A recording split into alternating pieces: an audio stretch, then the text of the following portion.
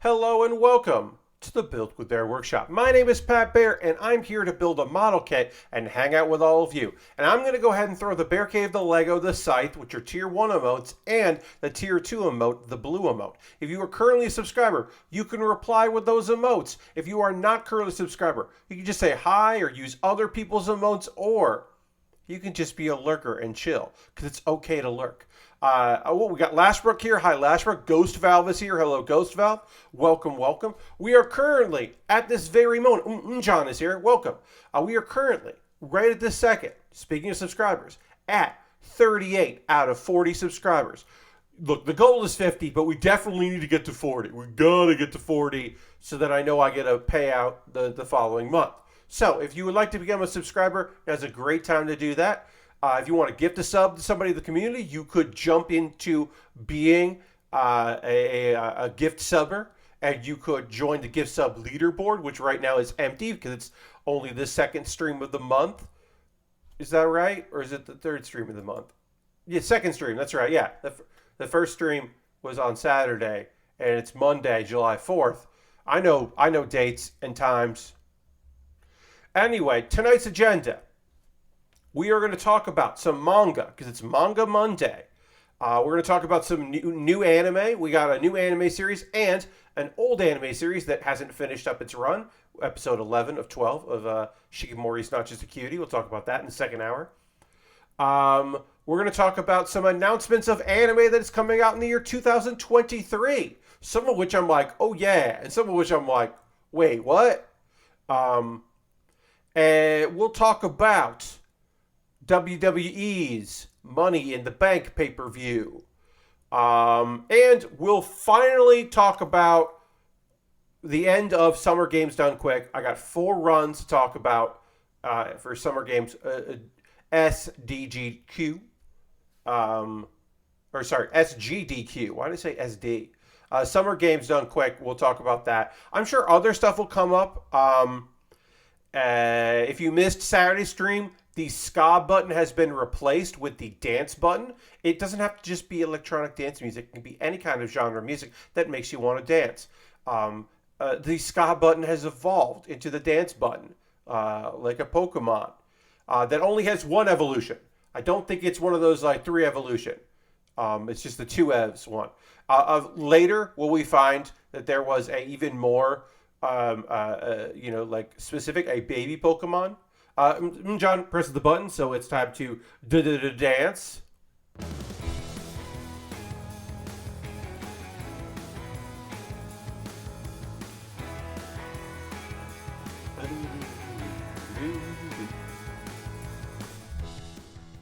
And that's what you can expect by the dance button. Thank you for using your channel points to make me dance. If you want to dance at home, you're welcome to. So we're killing a little time here, waiting for a few folks to join us. We're letting people be casually late to the stream and not missing anything with the build. Tonight's build is, of course, Ho-Oh, the Pokemon, a legendary bird, Firebird Pokemon. Great, looking good. This kit does include a bunch of stickers, which would be annoying, and it does include a spring, which should be interesting to see what that does, how that works. I also have, in case this doesn't take the entire length of the stream, because the stickers, it might, because of the stickers. But if it doesn't, I know what my $10 patrons over at patreon.com/PatBear, what they voted for. And they voted for, and let's see if I can say the name of this this Gundam right. The Gundam...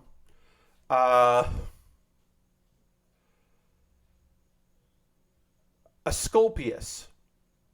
Asclepius. Yeah, Asclepius. No? Asclepius. No. It's spelled Aesculapius. It is from a manga. I don't know how it's pronounced. Yes, John's writing in Gundam Asclepius. Aescula. I don't know how to pronounce it. Yeah, it's from the Gundam Wing G Unit, which is a great name for the manga. So it's technically It's technically a wing Gundam. Basically, it is. Hey, Lord Grashington. Basically, it's the Gemini Gundam from the manga, but with like a purple Zegok on top of it. It's a fucking badass looking kit. It's a premium Bandai kit that I recently received. It won the poll, and it's Esculapius. I'm going to say Esculapius. I'm going to be the LA. I want to get the LA in there because the A is throwing me off. Esculapius is what I'm going to call it. I watched videos and two model kit builders, one didn't say the name of the kit, just had it on screen, and the other said it two different ways. So I don't know. Esculapius. Aristophane's here. Hi, Aristophan. That's the Gundam we're working on after this. Again, don't even know if we'll get to it tonight. This might be a problem for Pat Bear on Thursday and not Pat Bear on Monday. Also, have to remind myself it's Monday because I barbecued and we had company over. Looks vague. Yeah, Aristophan says it looks vaguely Latin. Yeah, it looks like someone trying to make up a Latin word, which also feels very Gundam. But we don't even have to worry about that now because we got to build fucking Ho-Oh. All right, I'm going to reply to, I'm retweeting my tweet. I'm going to try that for a little while instead of the replies with that. Retweeting my tweet, and then we'll see, and I'm going to click like on someone's pleasant comment about a tweet I made. And then we'll get into building the Ho-Oh here. Okay, Mjon says that a similar spelled name in Greek mythology is the god of medicine. That's Celipus. And so it's kind of like that, but also doesn't fit with what it looks like. So who knows? But yeah, kind of like Greek. Overhead camera, go. Awesome. Mouse, get out of here. This is fine. This kit says you don't need tools to build it, and I find that hard to believe because these look like runners that you want to use tools on. So we're doing a tool-assisted model kit build here. I am building out of the box because I have my Gundam thing already shelved and ready to go, the next Gundam. So I am building out of the box, which I never really do on stream, and thought like I might as well. You can kind of see it over in the corner there where I'm at. The instructions here are full color, which is nice, but they are tiny. Yes, this is a tool-assisted Ho-Oh. Yeah, we're taking tool-assisted strats here for this. But we're going to start building. I already snipped some stuff out as a warm-up. I hope everyone had a 4th of July. Is this tool-assisted Gundam tag? No, this ain't tool-assisted Gundam. Yeah, I hope everyone had a July 4th. You had a July 4th. It happened, and it's still happening, and it is what it is. I hope everybody's July 4th was a thing. It rained. It fucking poured. It was a day in the United States. Yes. It was a goddamn day, but it poured here.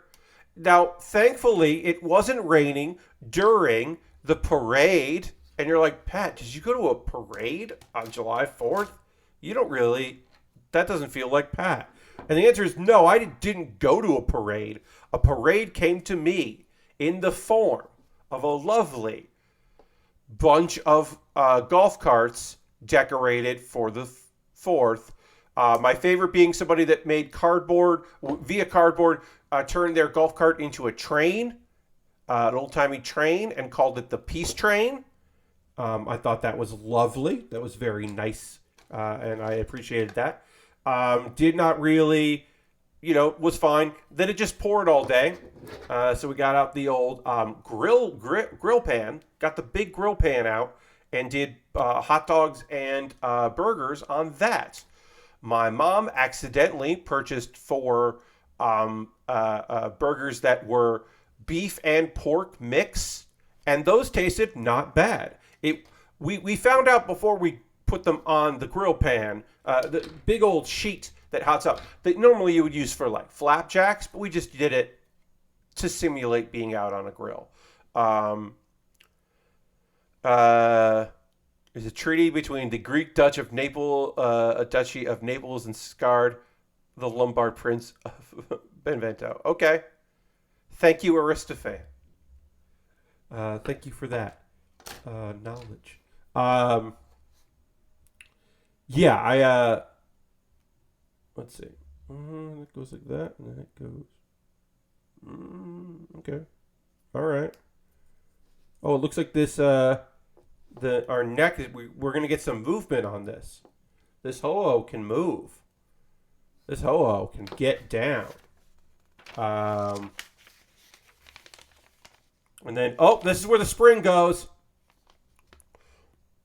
When attaching the spring, make sure it doesn't jump out. And then there's a lot of, click verify. Don't move the head until you have attached A3. Attach the spring in the following order. Shrink the spring to stick it in, to attach it. Okay, and then don't move its head until you've attached the spring. It says it several times. I think I can do this, and I'm going to find, I'm going to get A3 ready so that I can clip it in place. But yeah, burgers, hot dogs, friends of my folks came by, which was nice. Nice to see them. We did our best here to hang out, and it was nice. Lots of good snacks, and burgers and dogs tasted good. Can't really complain. We had two different kinds of. We had potato salad. We had a macaroni dish, a macaroni salad, and we also had a tuna macaroni salad. So there were a bunch of salads, and that was fine. That was pretty tasty. The tuna macaroni salad was, I think, particularly real good. Okay, so I gotta bend this in here, and I gotta pop it in there, and then pop this spring down. I think we're going to tool assist this, and I'm going to make use of a spudger. And then this is going to go over it. So hopefully I don't fuck this up. I'm going to look at the instructions again. It's been a while since I used a spring. All right, so they're saying come in on the side and then push it up. That's interesting. So they want me to do like this and then bend it up in place. I guess maybe like that. And then kind of I'm going to hold it with my thumb and get this plastic piece over it. Oops, and of course I have it pointed the wrong way, and that's very helpful. And then snap it closed. And there is resistance here. We are getting some resistance with this spring. So I believe what will happen is I'm going to push down on the head, and the wings are going to flap. And then they'll flap back because there is resistance. That is my guess. They took a long time to explain this in here, and I do appreciate that. And then I got to push in B8. So already, this is a interesting kit. I definitely remember someone telling me that there was a spring gimmick in this thing. And I don't know. I like that. I think that's neat. All right. Let's talk about wrestling. There was a WWE pay-per-view that happened called Money in the Bank, where you compete against other people, climb a goddamn ladder, and try to get said Money in the Bank briefcase, in which you can then cash in for a title opportunity at any point. You can announce when you're going to do it, or you could. Okay, so do I have to press down for this to work? I think yeah. Press down. No, that doesn't look right. Forward. Okay. And so they had that. Now, here's the thing that sucks. There's a lot of things that suck about the WWE. There's a whole lot of shit in the WWE that sucks ass, and it's a bummer. One of the things that's a small thing, but it's still a thing, is that the women's Money in the Bank briefcase is smaller and sleeker than the men's briefcase, and that fucking sucks and is unnecessary and bullshit. They're just briefcases. They can be identical. Have a different color scheme for each of them? Sure. That's nonsense. But it's nonsense they do that. But whatever. I'm not going to run down the whole card, but I have thoughts on some of the events involved. So there was like a very creepy vignette that played. And people were like, Bray Wyatt's coming back. Bray Wyatt. Lord Christian, the belts are different sizes. They're not the discrepancy that like the original women's belt for AEW was like unbelievably small. Like, what are you doing small? But yeah, the women's belts are smaller. But the briefcases do not need to be smaller because you don't wear a briefcase. It's nonsense. Also, generally, the women that hold the briefcase don't hold it for very long. All but one of them have just cashed it in almost immediately, like same night, which we'll get to when it's time to get to that. So there was a video that played. Now, people were like, oh, this is for Bray Wyatt. Smart money is on it being for Edge. Edge is going to return, and maybe he'll be heel, or maybe he'll be like on a different night. I don't think he's going to come back as a babyface to take on the Judgment Day. I think he's just going to come back and do other shit. That is my guess. But anyway, people were like, oh, this is Bray Wyatt, this is Bray Wyatt. The other thing that we should take into account is this spooky thing could be for ?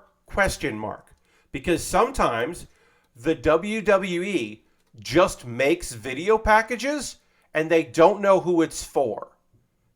Like these like spooky, like oh, somebody's coming. There was a very famous incident. Not incident. It's not even famous. There was a video package that eventually became because Kane was coming back. And it was like kids in a school being like sad. And it was weirdly shot.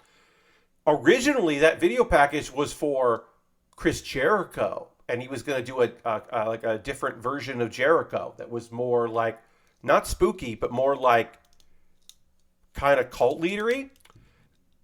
And then he took more time off, and they were like, well, we started showing these videos. We'll just make it about, I don't know, Kane. So sometimes things change, and sometimes they literally are just like, somebody had an idea from some spooky shit, and then they'll like figure it out as they go along. Because the WWE rips up work that people have done all the time anyway. So who knows? But I don't think it's Bray Wyatt because I don't think he's coming back to be a wrestler. I think he is doing other shit, and that's good for him. So there are allegations out there that you can Google if you would like for the wrestler now, for a long time now known as Theory. There are,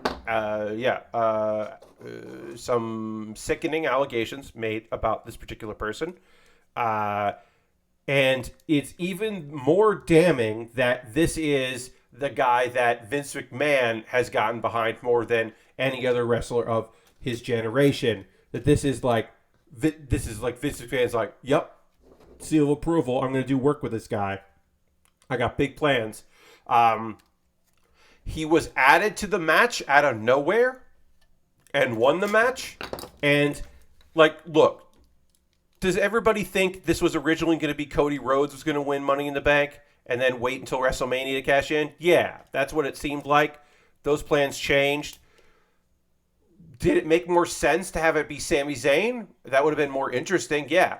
Does it also make sense for it to be Drew McIntyre? Because there is the Welch show coming up, the big Wales show. He's Scottish, but also, it would have been something. All right. So, okay. So these wings, we press down on the wings and the head moves. You can see that? Should be able to see that there. Oh, mouse is in the way. Sorry. But yeah, it sucks for a lot of reasons that Theory has that belt. Because also, he's not going to win because Roman has it. So unless someone pins Roman and then Austin Theory comes in to pin that person, like, he's not going to beat Roman Reigns. So it just feels weird that this is happening. All right, so C2 and C3. We got to put a mouth on this thing. This is the tongue, and so we got to put a mouth over this tongue. Congrats to Liv Morgan, who won the women's Money in the Bank briefcase and then cashed in on Ronda Rousey. I want Ronda to stay away. Ronda did not turn heel, which people thought she might. She seemed happy for Liv, which is nice. I don't necessarily want to see Liv Morgan versus Ronda Rousey at SummerSlam, but I also don't really want to see Ronda Rousey on my TV. I prefer not to. The actual storyline that I want to see is... Ronda Rousey's a face right now. She worked face against Natalya. Ronda wants people to like her. Ronda Rousey, even though she's like understands what wrestling is and her idol was a heel, also doesn't. She's only as good as a heel, but is currently a babyface, which is nonsensical. It doesn't make any sense. It doesn't work, but that's what we've been doing. It's nice to want things, right? Yeah, because she's a natural heel. Because she's just like, she's the baddest woman on the planet. That's all. Like, fine, good, act like it. Just be whatever. But because she can't act at all, like she just can't do the acting thing. Like, it just doesn't work for her. So it's bad. What I want is Liv versus Sonya Deville. Sonya Deville has put together herself a stable. Liv and Sonya could have really fucking good matches. They know each other very well. Smallness27, thank you for the follow. Appreciate that. Welcome to the old Build With Baer. Working on Ho-Oh. It's a Pokemon. We're putting together a Pokemon. Anyway, yeah, this nonsense. Ronda should be a heel. Doesn't make sense for her to be a face at all. And I would like to see Liv face Sonya Deville in a main title picture. I think that's very good. Since Sonya has her like badass ladies team, badass heel ladies. I think that works really well. You just make Liv the underdog champion. I think that'd be good. So the best match of the night for Money in the Bank was probably the tag team match. Street Profits versus the Usos. One would assume that this is part of the breakup of the Street Profits so that they can push Montez forward as a solo act, because that dude is just so good and is just money. Angelo Dawkins is fine. He's a good tag team wrestler. He's a good big man guy, but goddamn if Montez Ford isn't just goddamn money. Just so good on the mic, so good in the ring, just everything. So one could imagine that this is... I would love to see a redo of this match, like a part 2 at SummerSlam. And then, I mean, I guess we're going to see... we're just going to see shit go down and get bad, but, for them. But actually, I would love to see Montez Ford be the heel in the match. I think that would be a fun idea. Like he's mad at Angelo instead of Angelo being mad at him. I don't know. Are the Usos going to stay in WWE forever? I just need them and the Young Bucks to face each other at least once. Spicy Mustard. I don't. So, homegrown talent moving on seems less likely than people who have been on the indies and then went to WWE going to AEW. I don't think you're going to get Bucks Usos until the Usos like retire or like go on their like indie tour because they're not booked enough and their contract like it ends. But like the Usos, I don't think they're lifers because no one can be lifers into WWE at this point unless you are Randy Orton. But like I don't see them going away anytime soon. Unified Tag Champs on TV once or twice a week. They work a tough schedule, but I don't know. I don't necessarily see that. I don't necessarily see that. The same way, I just don't. Yeah, I don't see that in the cards for them. Actually, I'm going to get this wing together, and then we're going to go back and panel line because I bet that panel lining this now will be way easier than when I have wings on this thing. So let's go back and do that. That's my thoughts for the WWE's Money in the Bank. Overall, it didn't feel like a waste of my time, but wasn't great. There were other matches that happened there. Bobby Lashley as a face is something I didn't 100% think that I would want anymore, but is good.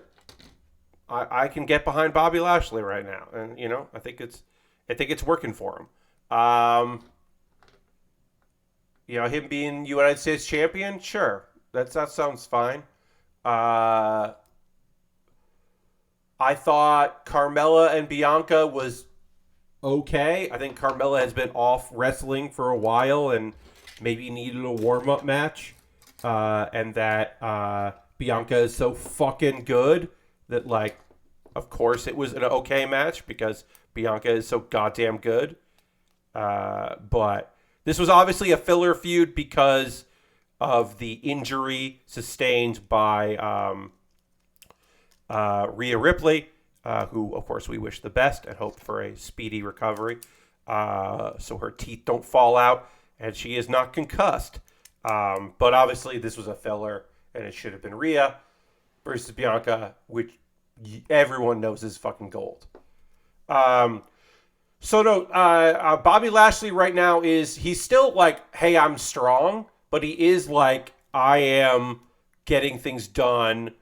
I'm righting wrongs. I was betrayed by MVP, and I'm getting my revenge. And yeah, he's mostly like doing what he needs to do. All right, we'll get to this part in a little bit here, but first, let's panel line this. And I think it works. Right now, I'm pretty happy about Bobby. I mean, obviously, I would say my preference is Bobby Lashley as a heel with MVP as his mouthpiece, because MVP is just so goddamn good on the mic and was really good, and the Hurt Business was fantastic. I mean, I like the Hurt Business as a whole faction. I know that ended, in my opinion, ended prematurely. I love the faction element of that, and would love to see that. I would have loved to see that continue, but that's not what we got. All right, so let's do black for this orange. I think there's going to be stickers on this kit anyway, but this strap here might have a sticker on it. Yeah, this is going to have either... Yes, this is going to have a sticker on it, but we'll do it anyway, because if the sticker doesn't cover part of it, it'll be shown there. All right, let's talk Summer Games Done Quick. Summer Games Done Quick happened, just wrapped up. I believe everything is on YouTube, although sometimes things like get stuck in checking and they have to re-upload, or some stuff, the content stuff has to get kind of fiddled with. So we'll get into that. I'll just do this while I'm here. But I'm definitely going to be putting stickers on that, but not on this. So I can do that. Good here. Yeah, we're good. So these are just a couple that you should check out that I think were good, and I would recommend you watching. Pokemon Shining Pearl by Etiquette in 3 hours, 40 minutes, and 13 seconds. This was any percent glitchless run. That's why it's 3 hours, almost 4, because it was glitchless. So couldn't do any of the major cheats. You just had to do like just strats, like old school strats, because this is like the remake of Pearl, which is an older game. So you just got to see that, like what works in this game, what doesn't, like from the old strats. And the couch was very knowledgeable, which is great. I always love a good knowledgeable couch for this kind of thing. So that was really nice. And then the other run I'll recommend that happened a little later that was really good was Pokemon Shining Pearl by Etiquette in 17 minutes and 34 seconds.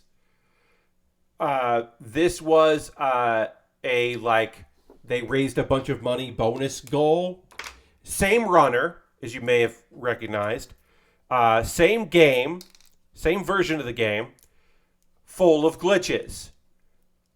A much different run, as you can tell. The difference between 3 hours, 40 minutes and 17 minutes. Only one Pokemon. There's no captured Pokemon. There's just the starter you pick, and that's it. You don't fight. You fight a little bit. You don't fight the Pokemon Master. You use exploits and this weird system where you're doubling menus, and that allows you to just move around, and it's broken as fuck. And one of the most broken runs I saw this game's done quick and totally worth your time. Please go and check out that run. It's fucking great.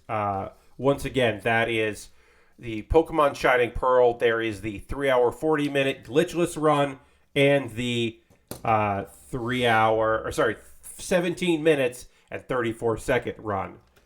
Both very fucking good. All right, we got a third layer here of wings. There's 3 layers on these wings, so we got to do that.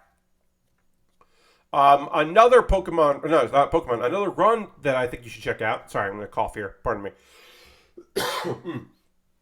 Is Magic Trick by Big Law in 7 minutes and 54 seconds. What's Magic Trick? Well, it's an indie skateboarding game that has quests. You're trying to collect stickers by doing quests for people. It just looks like a very cute indie game I've never heard of, and I had a lot of fun watching this stream. How this works is, so as you progress in the game, you unlock combos, like quarter circle, a whatever, which are tricks, but they're considered to be magic spells, which I think is just a fun way of describing that. That it's just oh yeah. You got to hit your magic spells, and then you can do cool shit in the game. Here's the thing: you don't unlock those abilities. You just learn them. They just tell you what they are, so you can do all the combos immediately in the game. So the run is just going for it and doing tricks and finishing challenges and getting stickers. But and then eventually they'll be oh, you can do this thing, and he's yeah, I know, I've been doing it. It's fine. So you could do whatever, which is also great for people that are replaying the game. That it doesn't if you were doing a casual run, it's cool that you don't have to worry about not being able to do the cool combos, just because you haven't gotten to that part in the game. So that's fun. It is a cute looking game. And there's plenty of sequence breaking and flying across the screen and all kinds of stuff. It's a very cute game. I like that for games that I'm I don't know, I've never heard of this game. And there's a stream running community for it. Or speedrun, that's your speedrunning community for it. That rules. It's just cool that exists. Does this need? You know what? We're gonna hit this with. We're gonna hit the white here, parts of white here with the gray, because I think that'll just add a little bit to this. So we're just going to go around here where the white meets the orange and just hit it with this gray marker. And I think that's going to look really good. We'll do that because we're almost done with this wing. And then the last one that I wanted to recommend to everybody was Elden Ring by Somniac in 33 minutes and 58 seconds. Hey, Elden Ring hasn't been out that long, and the speed runs right now are for 33, like almost 34 minutes. And that's fucking nonsense that they've already optimized this game so much that they could just hit that number like it's no big deal. This was and this is like an any percent, and that's not even like done, right? Like you got to imagine that obviously this was a version of the patch, but like people are gonna find more new cool shit to do in this game. So this isn't like the final form. Yeah, it was down to 30 to 40 minutes soon after launch this last week. Yeah, like they figured it out. But like what I'm saying is you haven't had the like people that have combed over every inch, like unbelievable, amazing discovery. Like how did anyone even think to do this shit yet? Like we're not there yet, and they're already down to 34 minutes on this run. That's remarkable, and it rules. Also, the game crashed like 1 minute in, which is just funny. It's just like, oh, game crashed. All right. Hey, hold on. Got to restart because it isn't, it's like the earliest version of the build, or of the game they're playing. But it was still really fun to watch that. And that ruled. If you watched anything from GDQ, please let me know what you thought was great. There are a few other runs that I haven't checked out yet, but I think today is the last day that I'll be talking about on stream. But I would love to hear from you if there was anything that you were like, oh, Pat, this is the run you should check out. You would love this run. Feel free to let me know because I would love to hear about it. All right, let's put this wing on this Pokemon. Great. Wing assembled. Need a teardown crash speed run? Yeah, I mean that could be interesting. Teardown speed run. I would imagine that exists. There must be a speed run community for teardown. People that just optimize like the maps and chain reactions, and then the physics go wrong. So there's a lot of like RNG that you got to just like pray doesn't happen in your run. Break it.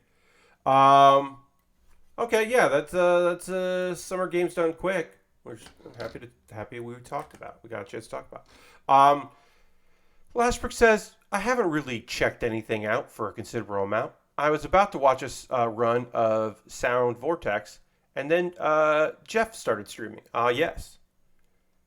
Mr. Gersman. Streaming. Playing some Dragon's Dogma. The hottest game that everyone's talking about. Dragon's Dogma. I think that's great. I think Weird Fridays is a fantastic idea. I hope Jeff continues with his weird video game streaming and just plays what he wants to play because that's very cool that he gets to just like try some shit and play like when was he going to have time in his previous line of work to just, streams, but like to me, Unprofessional Friday is not the avenue to be like, hey, I want to play Dragon's Dogma. That just doesn't feel like the vibe. So it's nice that he found an avenue for that kind of thing. All right, let's see. We're working on the other wing here. Okay, let's talk about some anime news. Anime news you can use. So, on his last podcast last week, he mentioned it was most likely Monster Hunter World and Souls games that changed his ability to enjoy games like Dragon's Dogma. Yeah, that makes sense. Yes, I do remember him saying that. Dirty's ended up watching the HR Rise Village Hub speedrun. Okay. Cool. let's talk about so Anime Expo happened. And I hope that the people that I know that were there don't get COVID.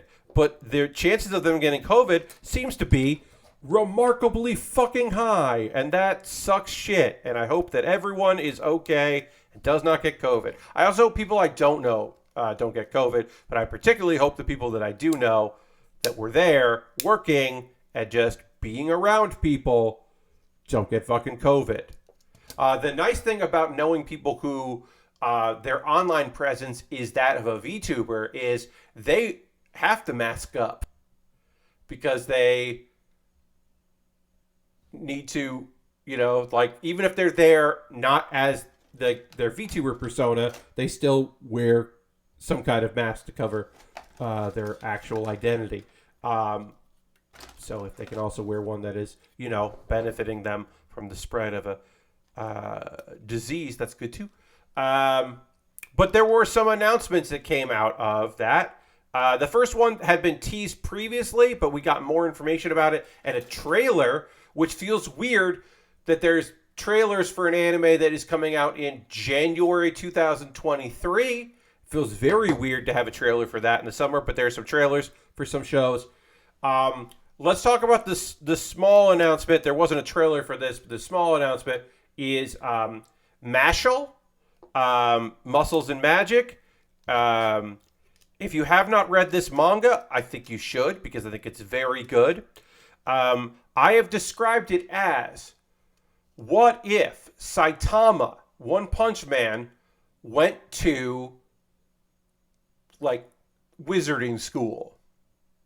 What if Harry Potter just trained his body to be really strong? Because it's not that he has he doesn't have magic. He just doesn't have magic abilities.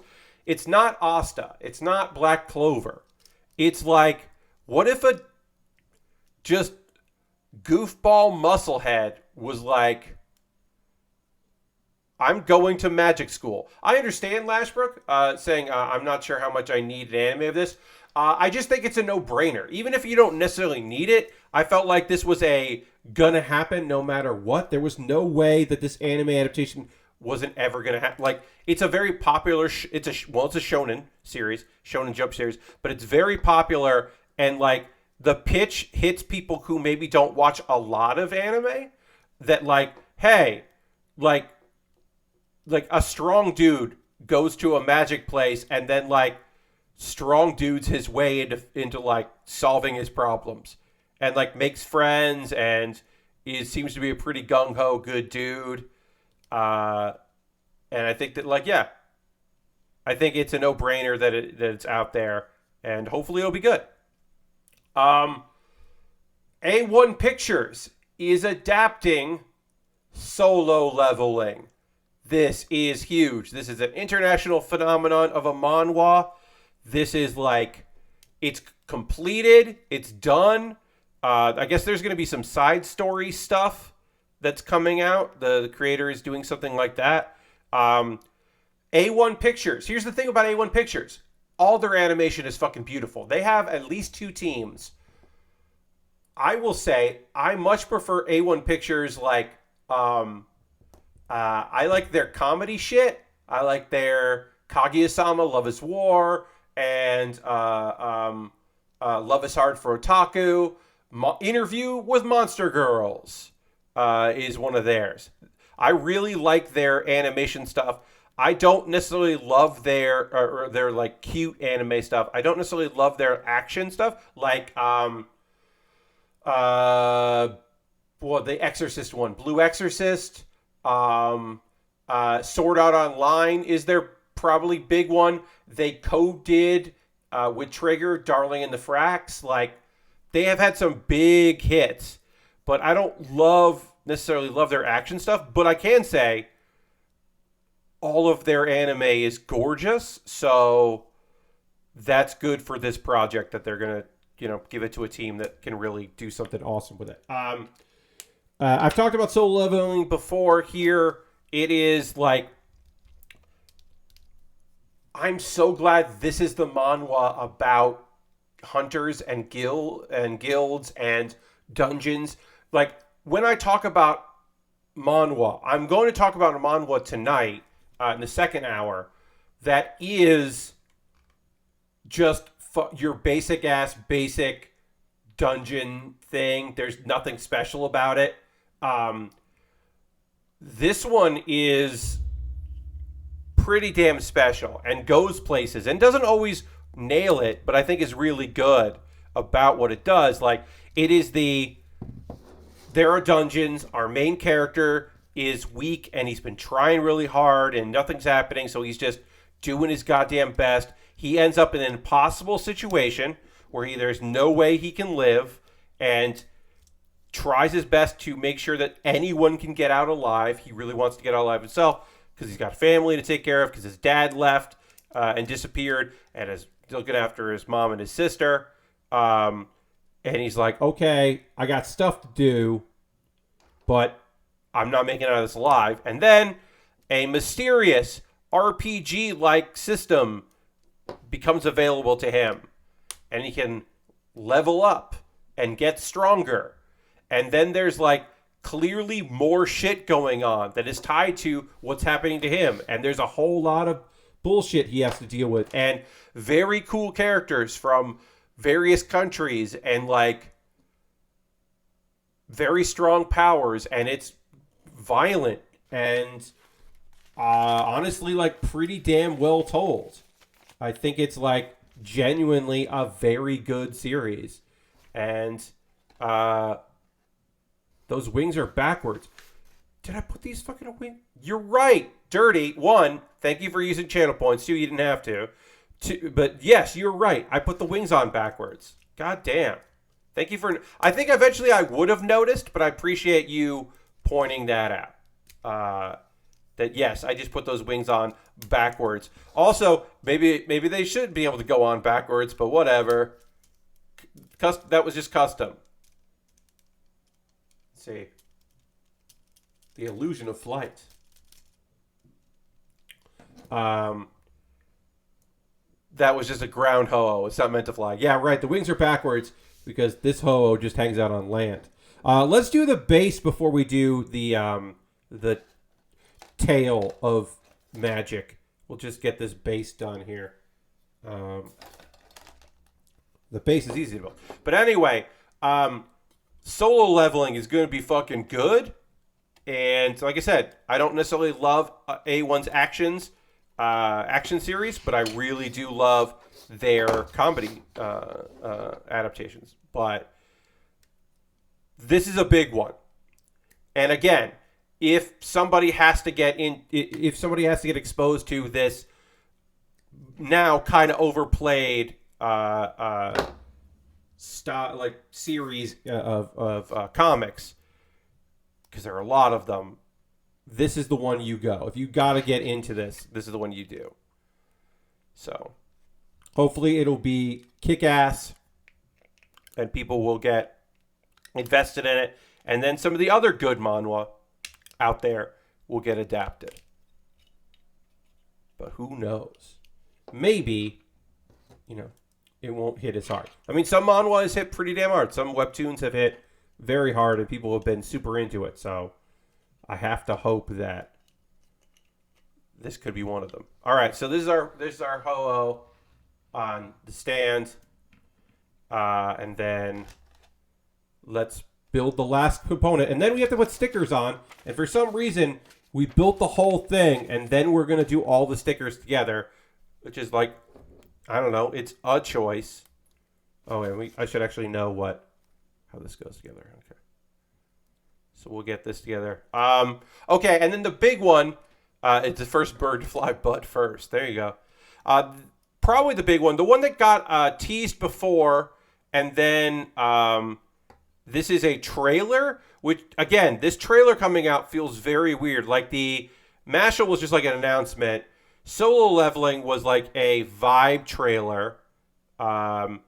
This was like a full-fledged like trailer of like, hey, is this anime done? Like, are there episodes in the can of this anime? And that, of course, was Trigun Stampede. They're making a new Trigun, and Vash is an emo boy. He's like an e-boy. And I don't hate that. And I know some people fucking hate that. They hate the look of this Vash with his big old glasses. And they're like, what are they doing to my boy? To which I say, they're doing whatever the fuck they have to because goddamn, I don't know exactly how. I don't know how Vash the Stampede works in 2022 because Orphan didn't fucking work. The remake of Orphan was like from the manga, same voice actors, same thing, new animation, but it was like old jokes, and it was like, yeah, that's not gonna work. That's just not gonna fly. Do I like this? I don't. We're putting stickers on this. I don't think I like any marker on these. I think I'm just gonna put the stickers on here, and that's all I'm gonna do for this.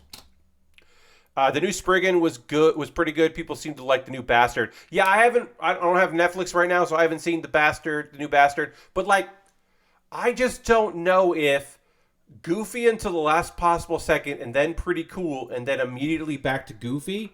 I don't know if that, like, it can work. Anything can work. I just don't know if it will work in 2022 or 2023. I just don't know if that Vash would play. I think, like, I don't know. I'm pretty worried about it. Old stuff can work again, but like I said, I'm just like, I am concerned. All right, let's actually take this part off because we're gonna have to put stickers on this anyway. Again, I don't know why we did all of this, why we didn't do it as we went, but we'll take this stuff part here because we got to put eye stickers on. We got a lot of stickers here. We're gonna use our X-Acto blade to remove them. But yeah, I like this. I like this new the art. I thought the art looked cool. I thought it's the vibe trailer, and I thought the vibes were good.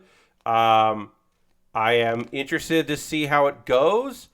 I would be happy with new people getting involved in Trigun because while I do think the Trigun holds up, I don't know if it's like super approachable for people to like go back to. Like, I just don't know. And so a new Trigun sounds great. Why not? There were some other like, hey, this is coming out. There was like, Inspector got delayed. Season 2 was originally coming out in October. Now it's coming out in January. Totally okay with that getting delayed. My dog is named Vash. Hell yeah, I'm John. Original Trigun's art could be... Yes. Original Trigun is a 90s television anime that cut some corners due to time constraints.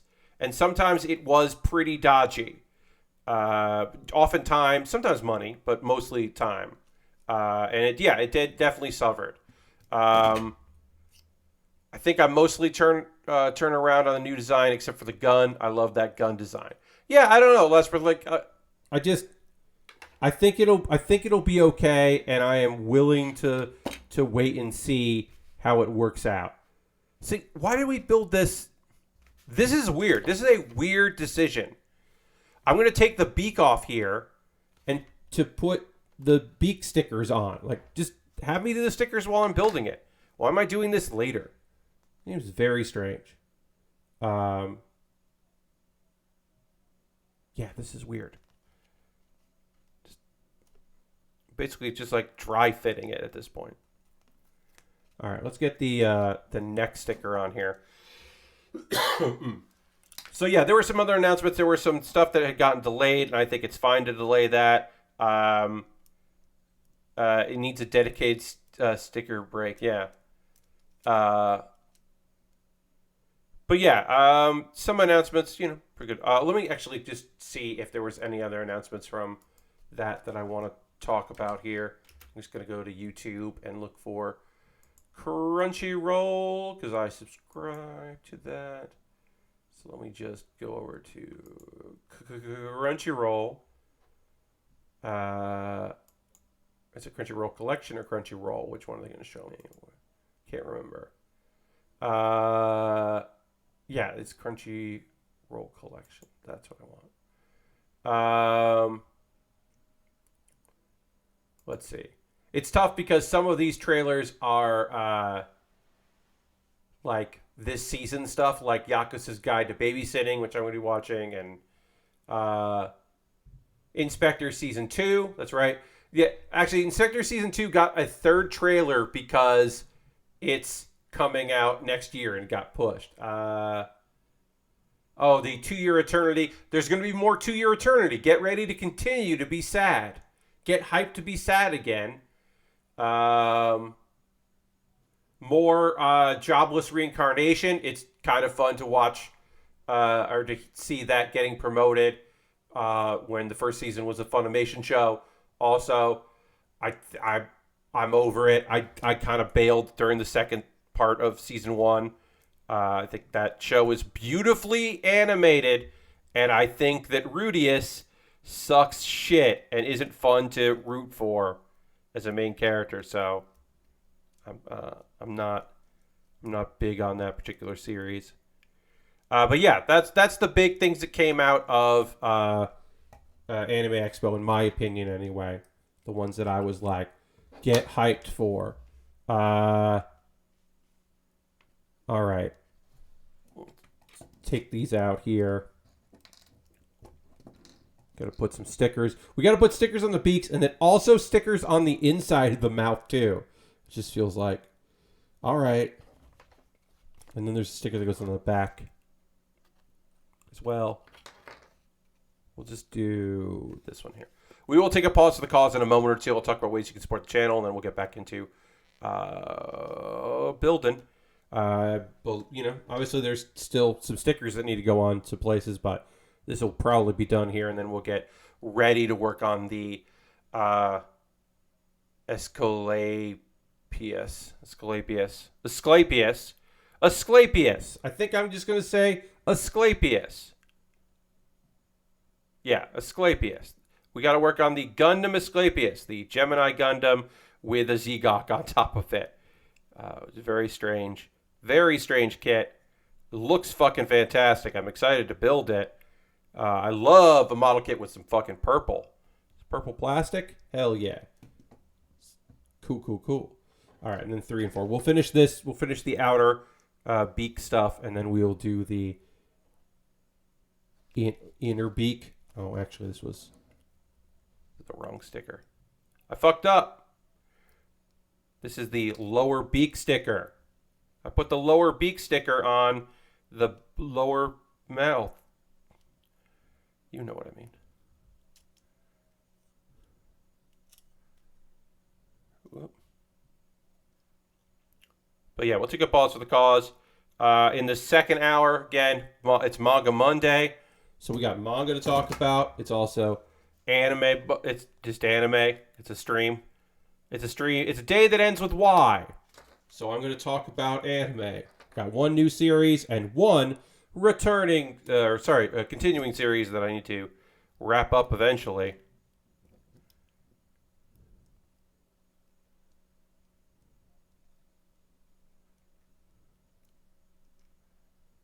I hate folding stickers.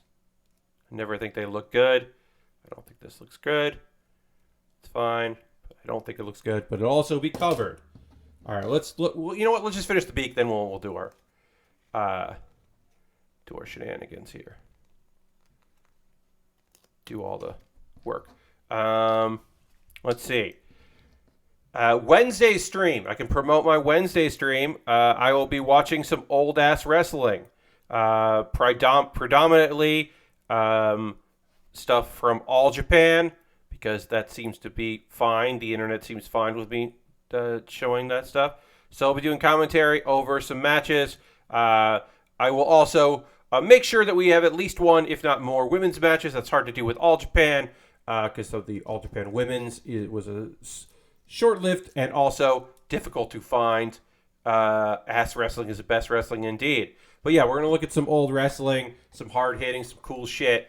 That will be on Wednesday. And again, I will do my best to make sure that it is not just a bunch of dudes. That is some fun stuff. But old school, pure wrestling action from the fine folks at All Japan. Because again, it is just that is the company that, because it doesn't really exist, so it seems pretty easy to get shit out there for it. To be able to stream that stuff seems pretty okay and easy to do. So we'll continue doing that because I like it. Just need some good ring design and ref outfits. Indeed, we got great ref outfits, good ring design on there. Maybe a little pro wrestling Noah. We'll throw in some of that. Maybe, I don't know. Might do that. It's been a little while since we watched an Awesome Kong match, so I'll go through. I think that's what I'm going to try to do is give us another Awesome Kong, because the one I showed was her just destroying a person. I would like to see one where maybe we can find one where she's a little more competitive, and there's a chance that she's not going to just dominate and win immediately. Might be nice to have that, just to compare. I mean, it's going to be hard to find something like that. Oh, good. Fireworks are still happening.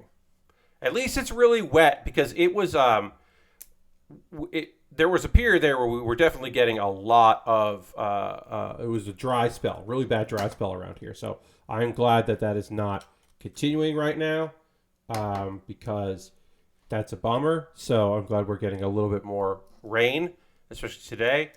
But yeah, still don't love all of the goddamn what do you say? Still don't love all the goddamn fireworks. Just not a fan. All right, we got to put White Claw, White Claw. We got to put white stickers on here, and then a bunch of fucking stickers on the rest of this. Been hearing explosions for the past hour, so yeah. For me, it's about the last 2 hours. Obviously, we're in different time zones, so. Once it started getting dark around 8 o'clock, a little after 8 o'clock, then the fireworks started happening around here. You know, it is what it is. I don't have a pet in the house to get freaked out by it. I'm not a big fan. I guess I would prefer fireworks now over just like a random ass day, because that always feels shitty. I'm never a fan of the random ass hey, what the fuck is that? Oh, it's fireworks? Why? Why is it goddamn fireworks all of a sudden? You know. All right, I got a sticker on here. We are almost done with stickers. I mean, we still have all these stickers. So we're not really almost done, but we're close. Let's take a pause for the cause.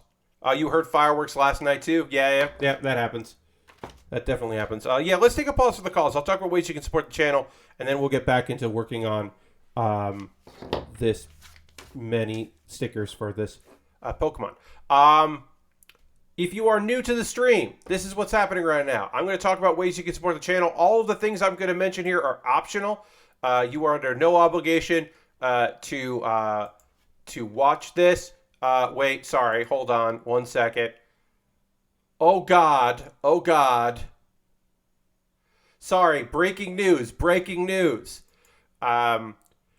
One of the many, many people that liked Dan's tweet about the Metal Gear model kit that I and Austin Walker were tagged in, of the many people, includes just recently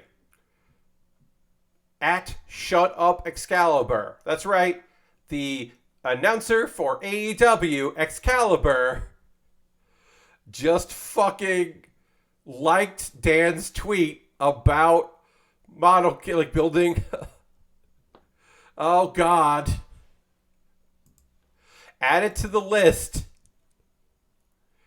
Matthew from Botchamania not only liked that tweet, but also started following me because I follow him.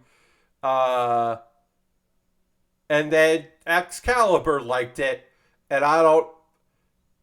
What the fuck? All right, well, that's a thing. That's a thing that happened. Hold on. Sorry, I have to screen cap that. This will not be a public thing. This is going to be one of the Discord that I talk with a very small group of people about wrestling are going to see that because that is funny to me. But yeah, I got a private Discord I'm on. We talk about wrestling. We watch wrestling together too. It's fun. Thought you were gonna say Kojima. No, both of you thought I was gonna say Kojima. No, that didn't happen. He might have liked it, and I didn't notice it. That's certainly possible. No, this is just like a thing I noticed. Anyway, that's a thing that happened. That's a weird thing that happened. Anyway, we already got. I'm trying to put the emotes in there. If you're already a subscriber, you can throw the Bear Cave, the Lego, the site, the emote in the chat. Let the people know that you have subscribed. If you're a Arista fan or one of my other tier 2 subscribers, you get the blue emote, me as a Super Saiyan. We are currently at 38 out of 40 subscribers. Would love to get to 40. If you want to gift a sub to somebody in the community, you want to become a subscriber, $5 a month, or free if you have Amazon Prime linked with your Twitch. You use your Twitch Prime gaming token on me. That would be cool. Subscribing is the easiest way to support what I do here. Again, you could gift a sub to somebody in the community or just join yourself. But there are alternatives, like my Patreon at patreon.com/PatBear. And all of the links I'm going to be mentioning here are all available in the show description of this YouTube video. If you watch it later on YouTube, what's up YouTube? Or, what we got going on here? Aristafan just gifted 5 subs. That makes it a total of 100 gifted subs. That's unbelievable. Let's throw the emotes in the chat. Let's hit the applause.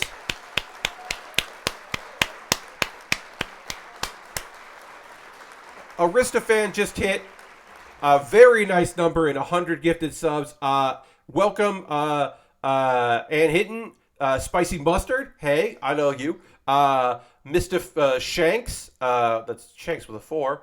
Rummy, Someone 7 Man, and Raul Ricky. Welcome, everybody. Thank you so much. I'm going to update this right here, and we're going to make this. We're now at 43 out of 45 subscribers.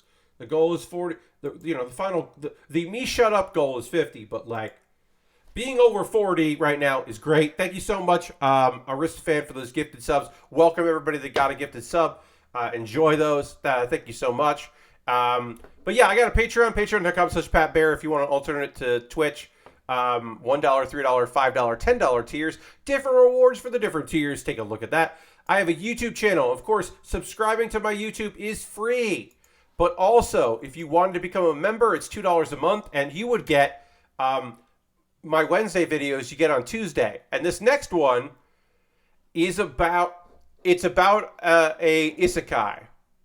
It's about, and I won't say what it is, and you might know it, it's about the very first instance in a animated form of a sucked into a video game Isekai.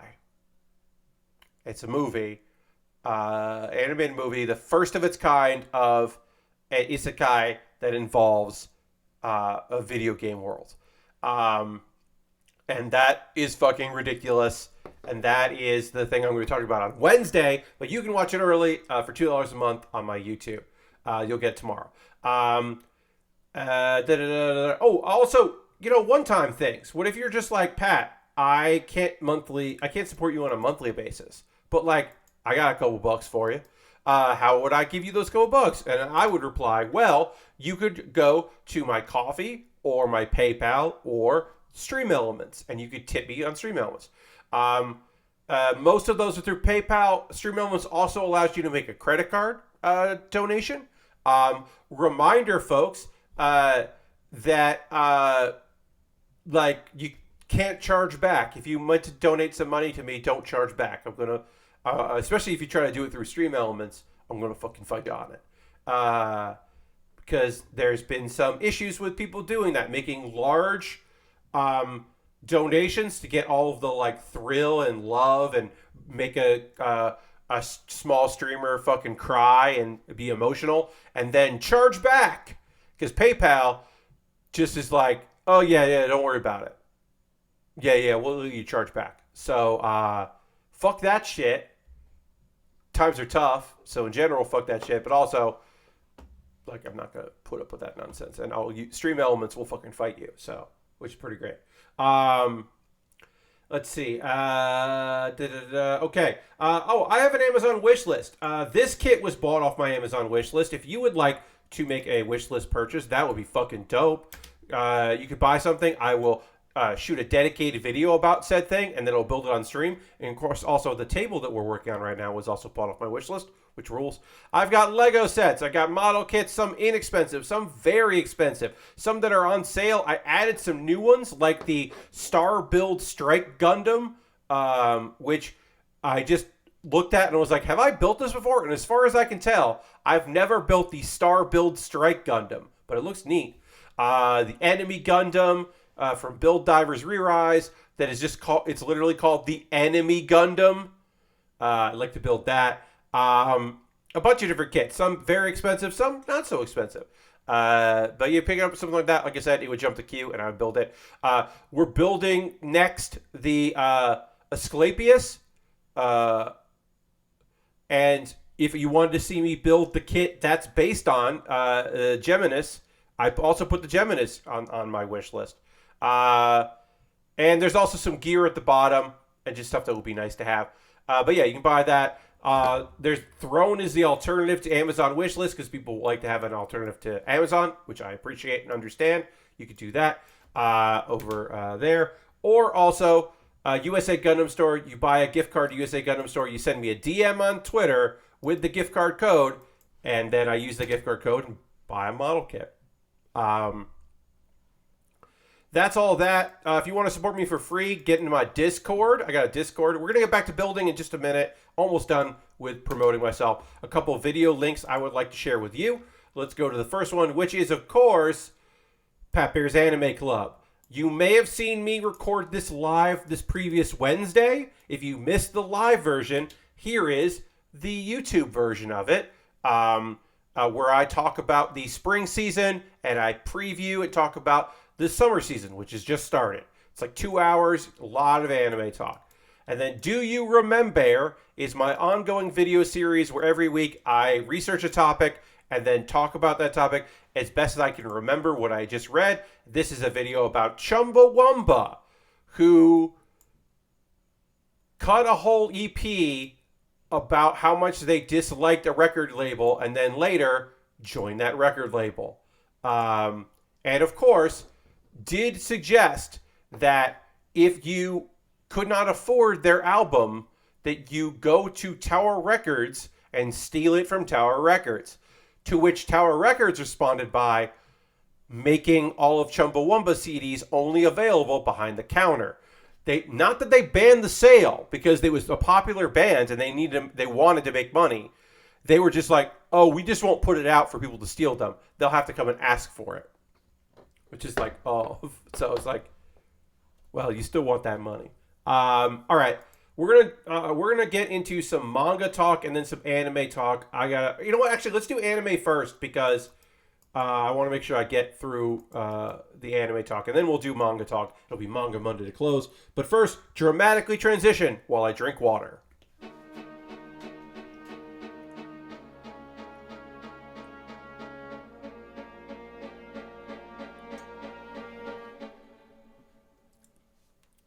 All right.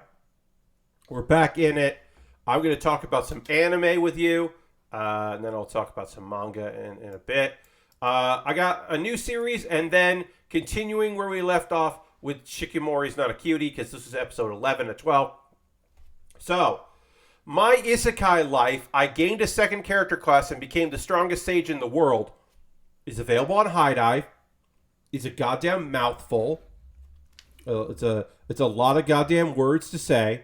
What is it? What is it, Pat? You're asking yourself. You're like, Pat, I don't. What you're saying a lot of words, but I'm not sure what you mean by these words. So here's the deal.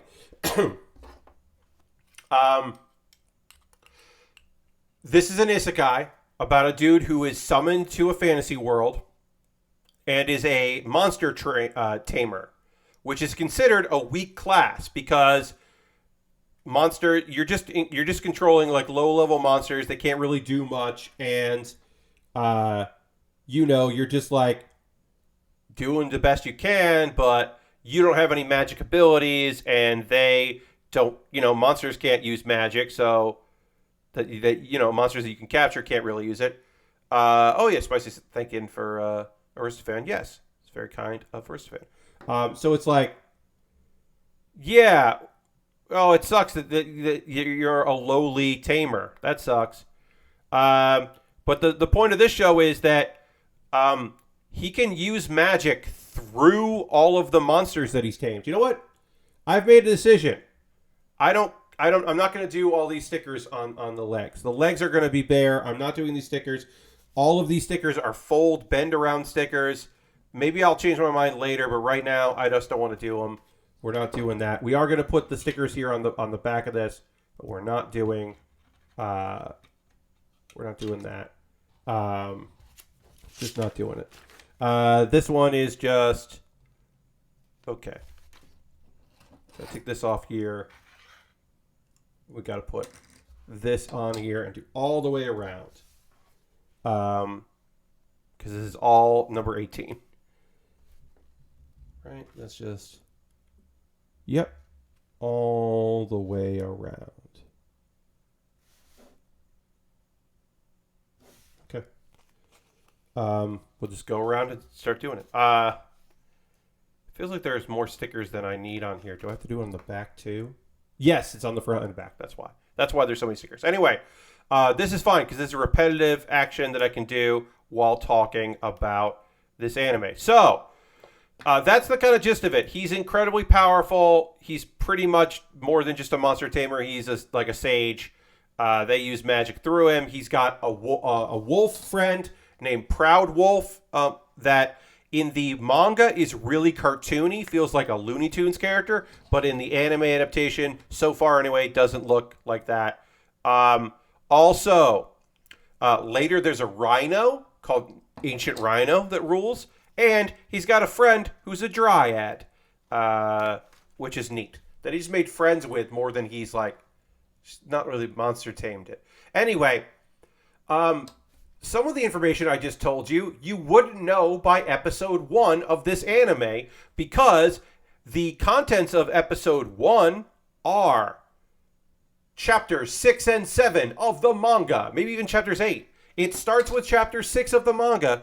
We don't see the Isekai part. Now, some of the Isekai part we don't see in the manga, but we see him like meet slimes and become a tamer. Now, I assume we're going to see that. I should point this out here. My apologies. Episode 2 is already out. They put episode 1 and 2 out. Now, if next week episode 3 comes out, I will cover episodes 2 and 3. But my feeling is maybe they put 1 and 2 out and then they're going to take a week off. I'm not sure why 1 and 2 came out the same day, but they did. And I did not watch episode 2 because it came out today and I had other stuff going on. I had enough time to watch 1 episode, and I was blindsided by the fact that 2 episodes were up on High Dive. So we start with chapter 6. Another thing I should say about this anime that made me very happy. No computer-generated monsters.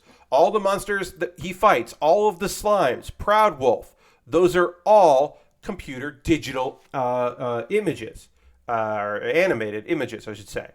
It's all the same animation from the same studio.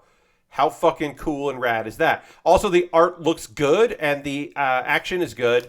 And the fact that they didn't like have another studio do the CG monsters, I'm very pleased. Now, could that change? Sure. Especially as the season goes on, they might have to cut corners for time or budget, and you might start seeing CG stuff instead of the digital, but I'm hoping that it continues to not have that.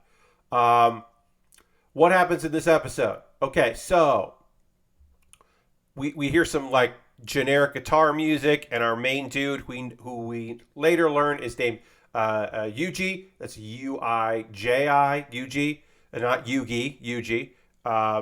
Yuji is a monster tamer in this town, and everybody knows he's an unusual monster tamer because he seems to, like, just, he's got a slime friend, but, like, I don't know, he seems to be pretty strong, and he's completing quests that people were like, oh, yeah, you should probably give up on that one, huh? My bad. And he's like, no, I did it.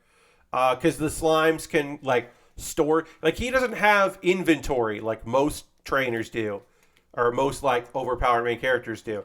But his slimes can use storage, so he just does that. Anyway, they fought a strong monster, and they're like, that's weird. But apparently, Yuji's slimes, who are all in the forest making sure things look good, are like, hey, there's a lot of fucking monsters racing towards the town. Like, 10,000 monsters are racing towards the town. That's fucked up. And then the Dryad, who is Yuji's friend, is hanging out with some slimes, and she's just like, hey, there's a weird dude here. There's just like a weird guy in a cloak with like a big crystal. And so they attack that guy and capture him and dispel the curse on the crystal. But then that guy kills himself. So they don't get to question him or find out what's going on. But destroying the crystal does not prevent the monsters from attacking.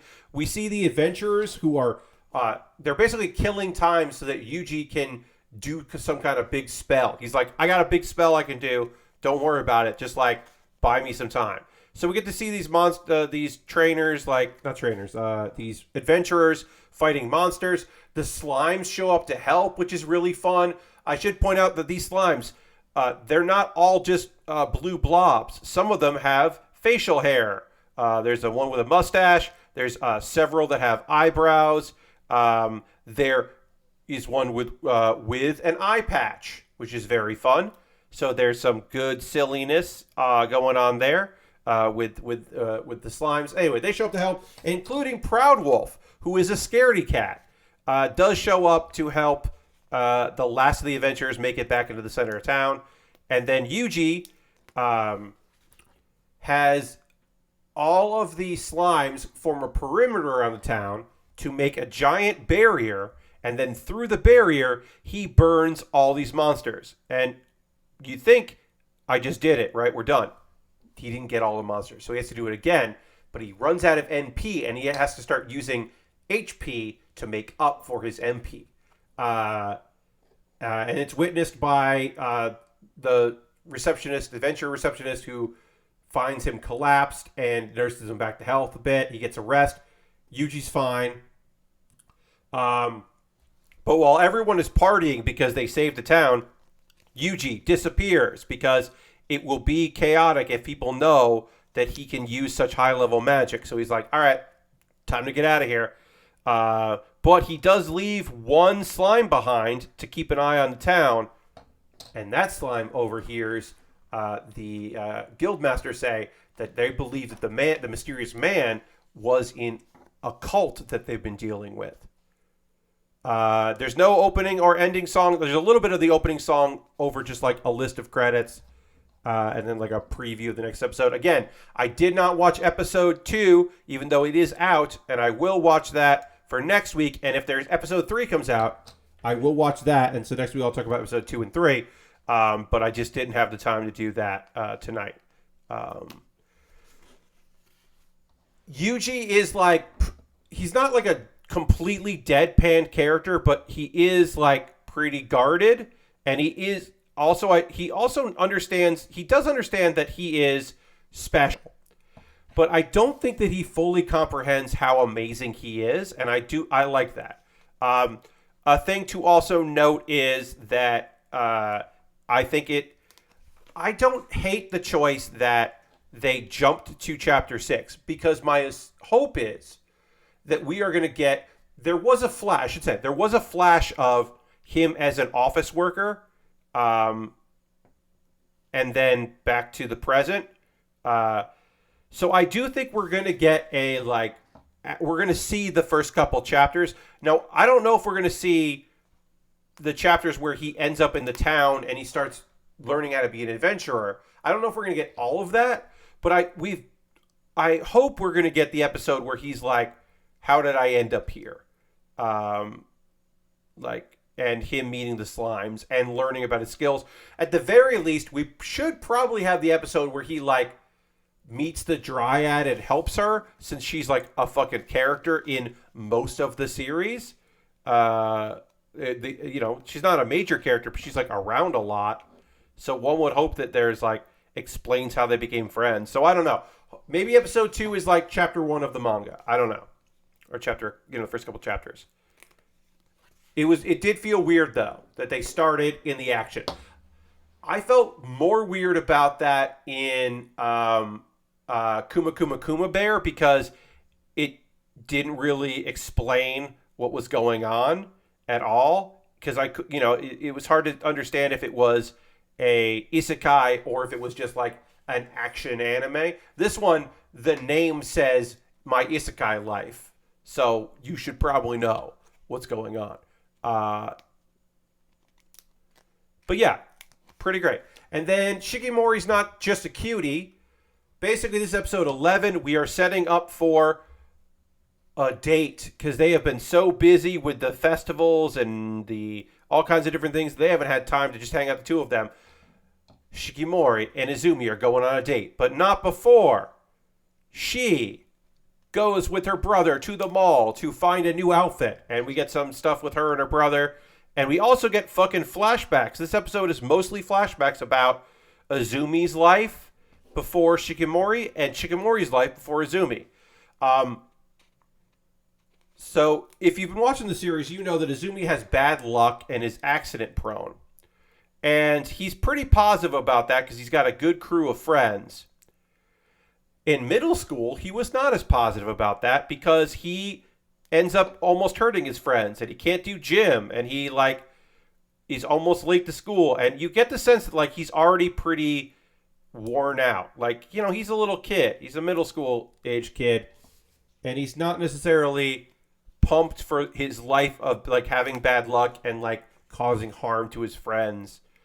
So he eventually visits a shrine and prays to God that he either removes his luck or kind of ends with send me a hero, which is yeah, it's sad. It's a little sad. It's kind of sad. The day of his big test, every clock in the house broke. Every clock. Harold just resubscribed for 56 months, saying, woohoo, woohoo indeed. Let's hit the old applause there. Harold, thank you for 56 months. That's ridiculous. That's such a high goddamn number. Thank you for your continued support. It means a lot to me. Let's throw the Bear Cave, the Lego, and the site, the moat in the chat there. And the blue if you're here too. But thank you very much for that. Appreciate it. And and Harold also cheered 25 bits, making Harold top of the old bit leaderboard. Thank you for jumping to the top of the cheers. Appreciate it. And your continued support, of course. So, anyway, we also get a Shikimori, excited, can't make it her mind. There's some stuff with her and her brother. Then we flash back to her also in middle school as a karate student who is fucking great. And people are like, God damn, Shikimori, you kick so much ass. Because she does. And then they're also like, hey, you could make it to nationals. This is incredible. And she's like, no, what I want to do is I'm not going to do karate anymore. I'm going to become a pretty lady. Which sounds fucking weird. And it's not explained perfectly, but basically, Shikimori is a badass, but she wants to be a cute girl that she saw in manga. She wants to have a romance, and she doesn't think being a kick-ass person, a total badass with a competitive streak, she doesn't think that kind of girl is gonna land herself a boyfriend. So she's gonna get into let her hair grow out, wear dresses, change it up, and be a cutie. Anyway, cut to she's heading to take her entrance exam for the high school she wants to go to, and she meets Izumi, who is also taking that exam, except the ticket he needs to enter, the exam ticket he needs, he dropped it, and it flew into a tree. It's stuck in a tree. And he can't get a replacement for no good reason, really, honestly, except that plot. So Shikimori, who does not know this guy, climbs the tree and gets the note and then drops down, or the thing, and he's just like, that was cool. And she gets embarrassed because she's trying to be cute, not cool, not badass. Anyway, later they both got in, and he's just like, I want to say thank you. It was so cool. You really saved me. And he kind of explains like what his deal is a little bit, and he doesn't even quite know why he's saying it, but he kind of explains what's going on with him. But he's so genuine, and his smile is so bright that she's just like, okay.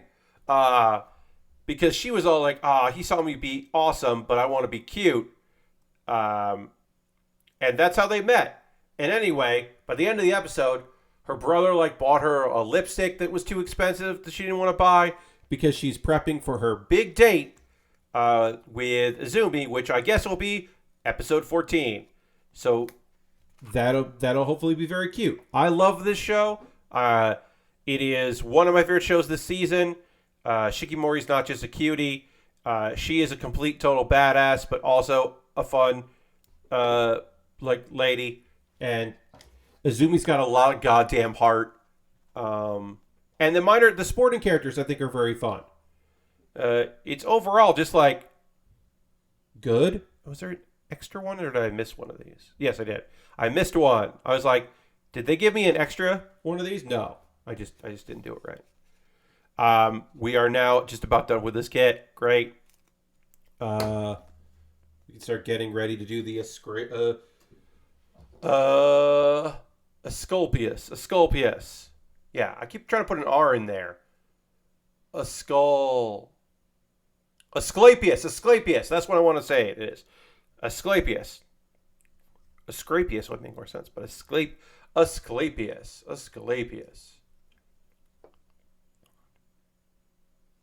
But anyway, yeah, Shikimori's not a cutie. Really good. Excited for their last episode next week because the show has been loverly. Anyway, it's time, because we have time left in the stream. We are going to take a photo of this kit, and then we are going to get working on the new one. And we're also going to start talking about some manga. You know how before I was talking about how, like, if you had to watch or read a manhwa about the, like, guilds and dungeons and that kind of story, and not all as it seems, that like solo leveling is a great place to go because it's like inventive and really well done. Hero Returns is not inventive. It isn't super well done, and it also involves as you can tell by the returns, it does indeed have the reincarnation, like travel back in time version of reincarnation, just to get back where we're going. It's very typical. Dungeons opened up, people awakened to their powers. There are guilds. And then our character like struggled for a long time, had a lot of losses in his life, dealt with a lot of problems, eventually was the last man standing in the future war with monsters that came. And then he died. And then he woke up in the past. And he's just like, oh shit, I'm in the past. But I know how to get strong this way. And I'm going to make friends. I'm going to look after my mom and actually take care of her. And I'm going to like pump up my allies. And oh no, I met a guy that turns because the guild he's in. He'll become an evil person. But maybe by being with me and not going with that guild, he'll be cool. And I know a lot about what's going to come here. And I can like help. And nothing is unique about it. Nothing is like super engaging about it. It is a fine manhwa to pass the time. I think I'll keep reading it, but also if there's like an arc that's not good, then that'll be the end of it. That kind of thing, where I'm like, maybe I'm done with this. I gotta take a photo of the ho-oh. We gotta take a ho-oh photo. A ho-oh photo. I'll take a overhead photo of the ho-oh.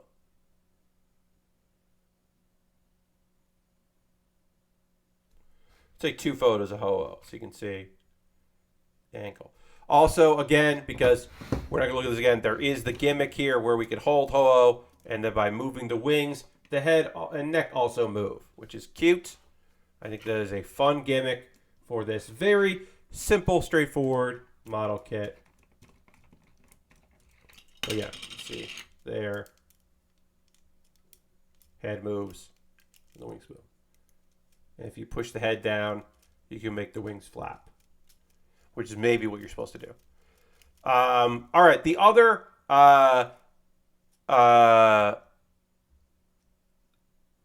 Dirty says the grand finale is going off now. Oh, okay. Fireworks, I assume you mean by that.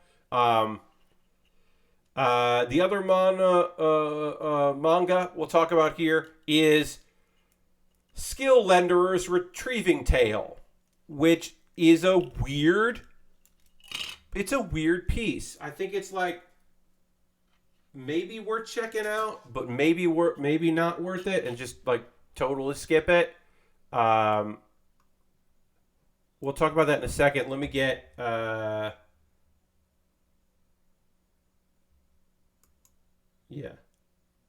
let's get this going.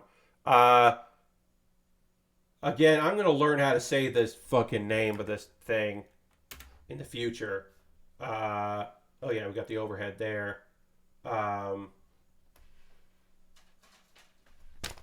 The Asclepius.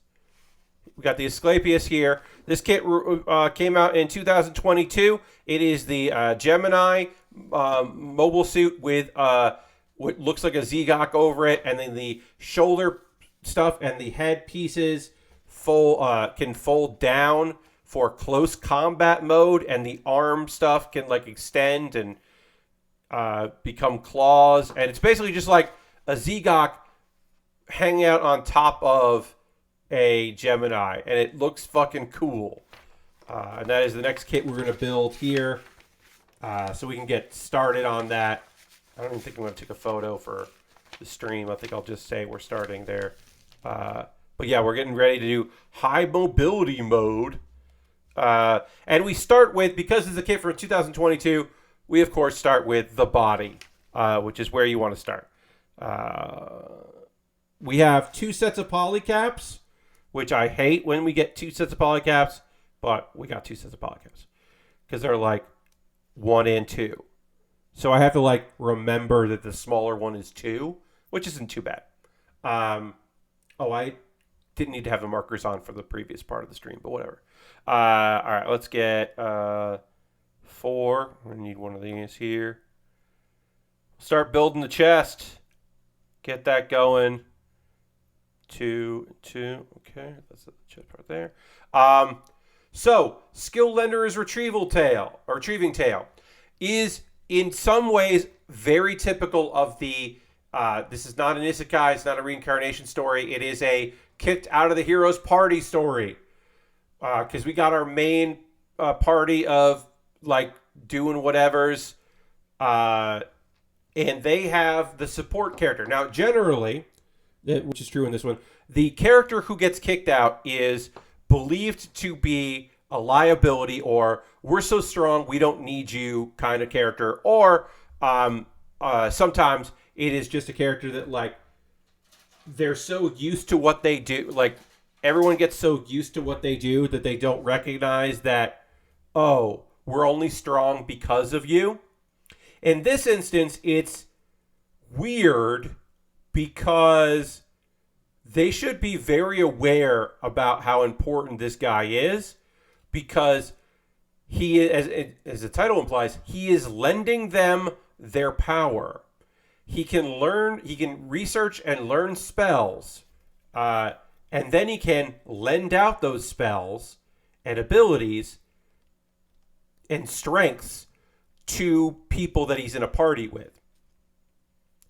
And at some point, they just start believing that, like, they forget that that's a loan and not a gift, and that he can take it back and cancel the contract.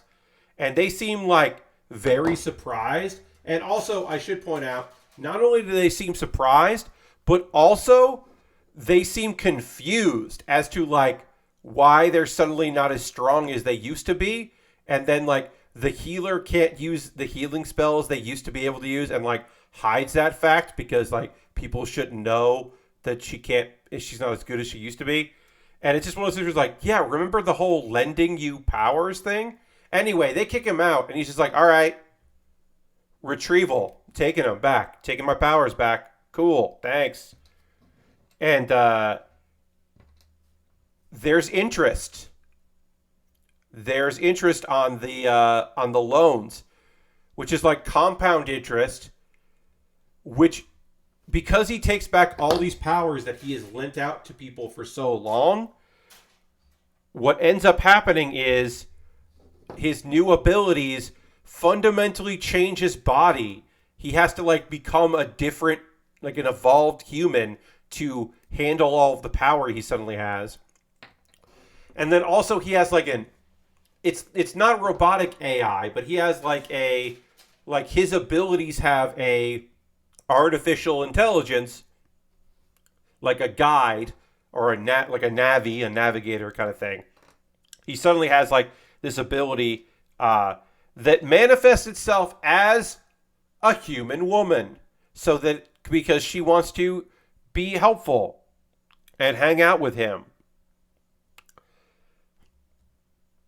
And the thing that happens that at this point in the manga has not been fully explored, and I don't know if we're going to get an explanation or anything with it, but it feels weird, and I would love there to be some justification of what's going on here. As soon as he's overpowered, as soon as he becomes like very strong, he's a vindictive asshole. Like, he's justified in being an asshole, but like, he's just like, yeah, you abused me and used me. Like, why would I care? Or they're like, he ends up helping this like cat person because she's being taken advantage of, and that reminds him of when he was taken advantage of. So he like completely destroys the people that are being cruel to her. And it's like, yeah, that's good. I mean, it's good you're helping, but like, when did you become a fucker? Like, when did you suddenly, like, did power corrupt this dude? Or are we to believe that he is a justified, like, vigilante? Like, that he is right for doing this stuff? Or or is he going to have a, like, moment where he recognizes that, like, this power has changed him? Like, he is, every part of him is different now. And I don't think we're getting that. I think we're supposed to just think that he's cool now. And so that's weird. So it's unique in that regard. Some of it is still just like a fucking power fantasy, and there's nothing like to prevent that. There's no going back from it. But some of it does feel like, oh, maybe there's a little more to this. So that is Skill Lender's Retrieving Tale.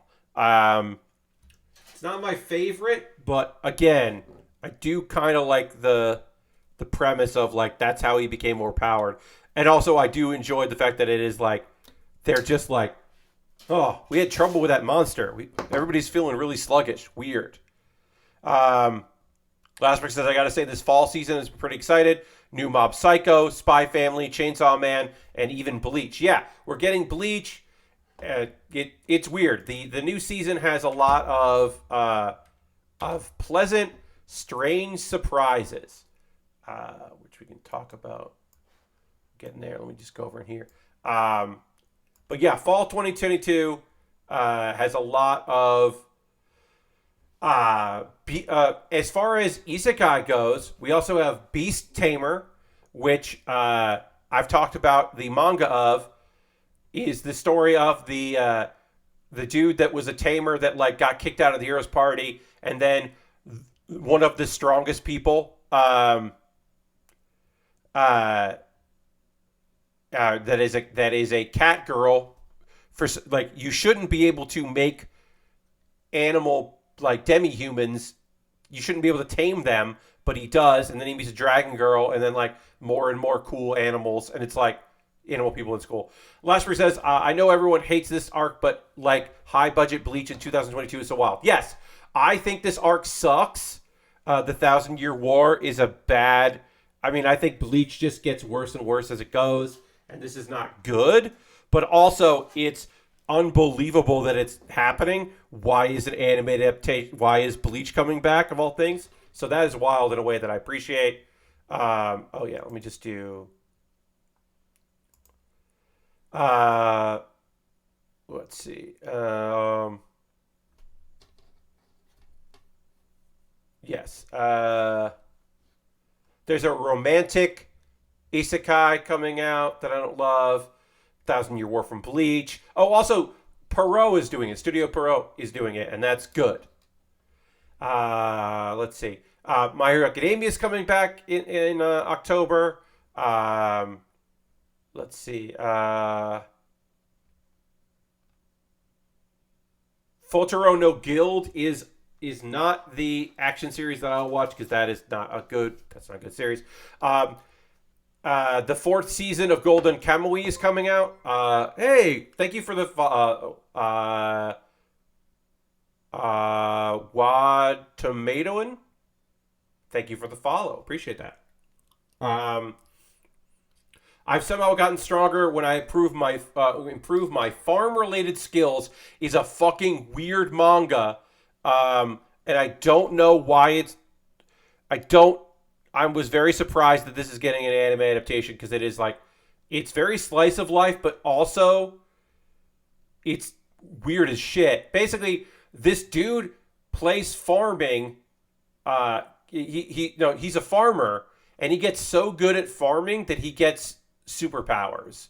It's a fantasy action series, but he wants it to be. He wants the show to be a slice of life. That's what he wants, is to be in a slice of life. But the world won't let him be in a slice of life, and it's a weird series that I'm like, all right, guess we're getting that. I'm surprised it got an adaptation. Oh, that one I don't love. Is the sword one coming out? The anime about the guy who gets reincarnated as a sword, and that Fran, the cute cat girl, that might be coming out this season, in October. That's good. Mob Psycho, it's good. Love Alternative 2, the sequel to the anime based on the third visual novel. Yep, we're getting more Love. Oh yes, Reincarnated as a Sword. How could I forget that title? Reincarnated as Sword is coming out in October. Fran is she's just a good girl. Fran is just a cute, good girl. And the premise of being reincarnated as a sword, is very funny to me.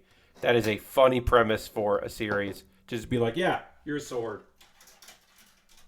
Deal with it. There's a whole bunch of stuff. Oh, is this a cute girls doing things? It's a fantasy slice of life. Hell yeah. Let's see. An alchemist. Meeting other people. Okay. Yeah, it's a slice of life about a fantasy alchemist with other lady friends. That seems cute as hell. Shinamai. It hasn't got an English name on here. Shinamai, reckon. Okay. Yeah, that seems cool. I'll definitely watch that. Spy Family Core 2. To Your Eternity, if you want to be sad. I thought that was coming out next year, but I guess it's coming later. Hey, you know how Bleach is coming back? That's not the only old anime that's coming back. It is a new adaptation of the same manga. Yatsura. Urusei Yatsura is coming back. They're doing a new adaptation of the manga. Why? David Production. Oh, of course it's David Production. That's so strange. And hell yeah. A new season of Uzaki-chan wants to hang out. Uzaki-chan wants to hang out. There's a new season coming out. Hell yeah. Look.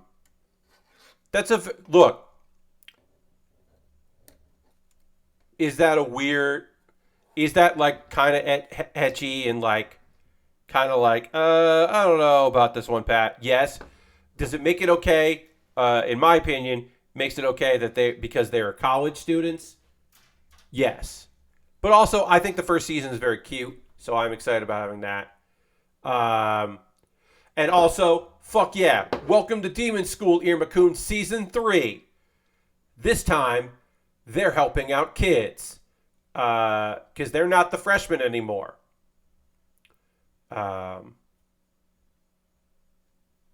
Because rises demon rank, yeah.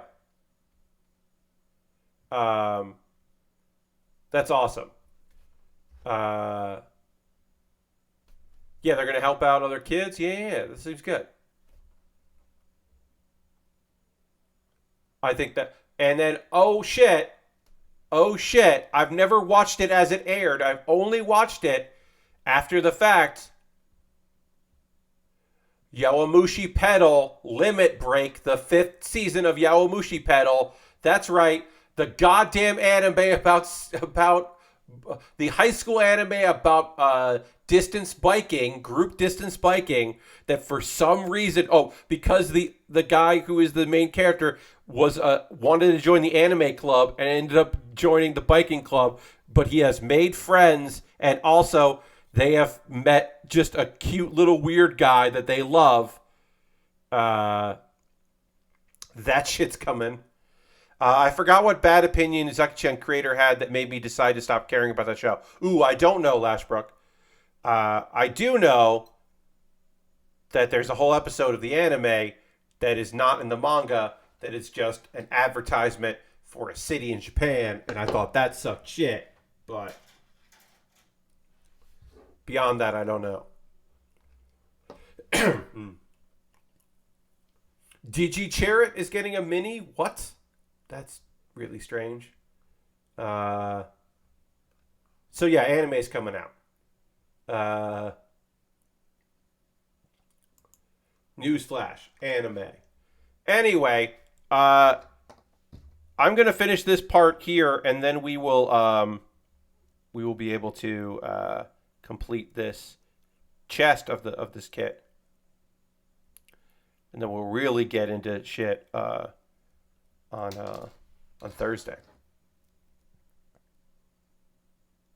Let's see, put that there, and then D113. I love this purple. This purple is goddamn beautiful. So I'm excited about this.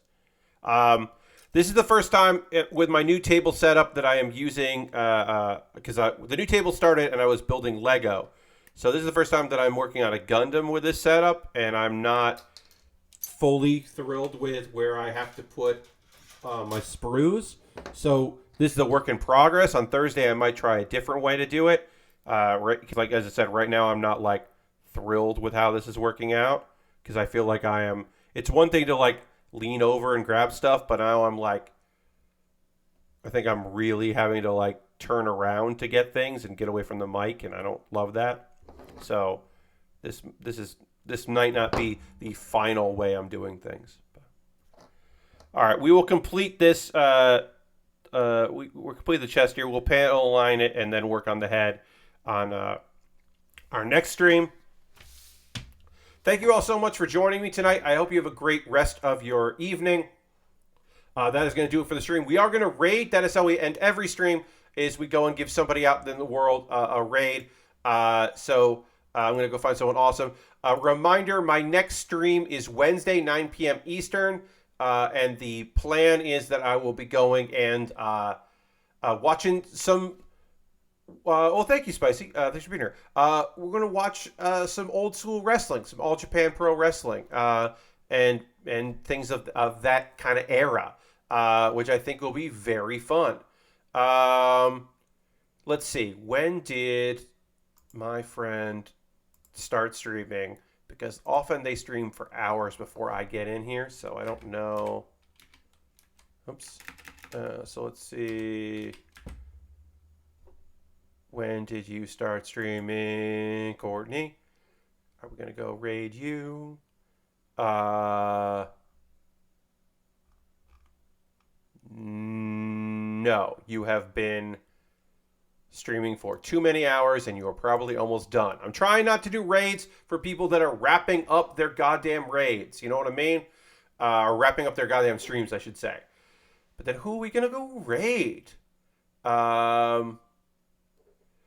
Mary's not not streaming tonight, which I guess is probably because of the day. So who are we gonna go? I don't know. ProZD is doing a voice actor board game charity streams, raising some money. So let's go raid ProZD.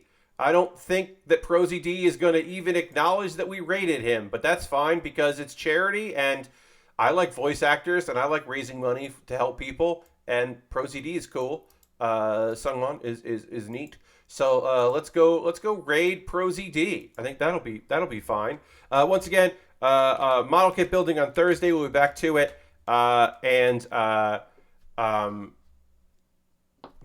We'll be doing that on Thursday, Wednesday, watching some old wrestling, giving my opinions and thoughts on that live as it happens. Thank you so much for being here. I hope you have a great evening. Thanks for coming on this raid. I will see you on the next stream. Goodbye, everybody. Goodbye, goodbye, goodbye, goodbye, goodbye, goodbye, goodbye.